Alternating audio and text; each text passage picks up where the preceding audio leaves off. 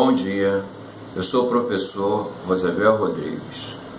Estou desenvolvendo um estudo sobre os textos apócrifos, intitulado Abrindo os Textos Apócrifos. O termo apócrifo foi criado por Jerônimo no V século e, etimologicamente, significa oculto, escondido.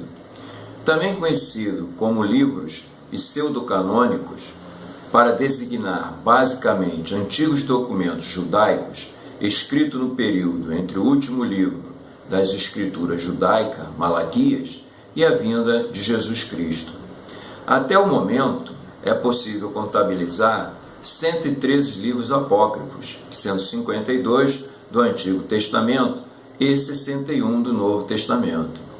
A consideração de um livro como apócrifo varia de acordo com as religiões. Por exemplo, alguns livros considerados canônicos pelos católicos são considerados apócrifos pelos judeus e pelos protestantes.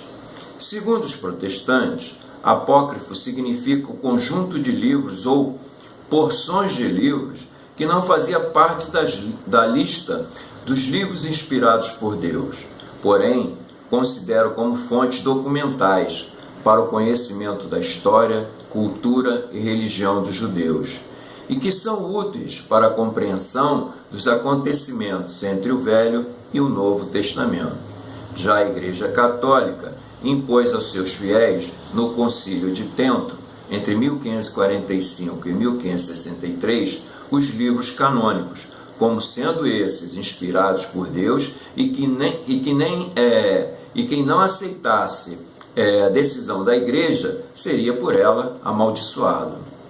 Para alguns teólogos e historiadores, os textos apócrifos datam de muito tempo após a vida de Jesus. Segundo os historiadores, alguns dos textos apócrifos foram escritos há mais de 200 anos após a morte e ressurreição de Jesus. Para esses historiadores, os textos apócrifos não narram com precisão a verdade. Mas afinal, por que rejeitam tanto os textos apócrifos? Lembremos que nem tudo foi escrito nos evangelhos e nem na Bíblia, como diz João em 20:30-31. Muitas tradições foram transcritas oralmente aos primeiros cristãos, como diz Paulo: irmãos, estais firmes e retende as tradições em que vos forem ensinadas, seja por palavra, seja por epístola nossa. 2 Tessalonicenses 2:14-15. Se Deus inspirou os textos incluídos na Bíblia, os demais fazem parte do mesmo critério, ou seja, também são inspirados por Deus. Aquele que detém o conhecimento detém o poder. O poder religioso selecionava os textos que lhes interessavam e descartava os demais, alegando não serem inspirados por Deus. Daí muitas escrituras deixarem de ser incluídas na Bíblia. No entanto, quando é de seu interesse, recorre aos textos apócrifos, como é o caso de Verônica, que não se encontra nos textos canônicos, ou seja, os ditos inspirados por Deus, porém se encontra no texto apócrifo, chamado A Vingança do Salvador, ou seja, os tais dos ditos textos não inspirados por Deus. Verônica é a personagem que, quando Jesus caminhava para o Calvário, rompe o cerco dos soldados e enxuga o rosto de Jesus com um pano. Então, quando comparamos os textos canônicos com os textos apócrifos, percebemos profunda e radical diferença de estilo na autoridade e nos ensinamentos.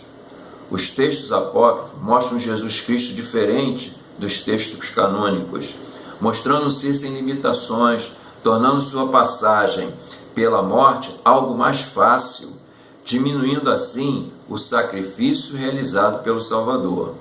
Os textos apócrifos vão na contramão de certos ensinamentos da Igreja, como falsas curas, dar esmolas para libertar da morte e do pecado, salvação pelas obras e até a própria imagem de Jesus passada pelos 4 evangelhos oficiais.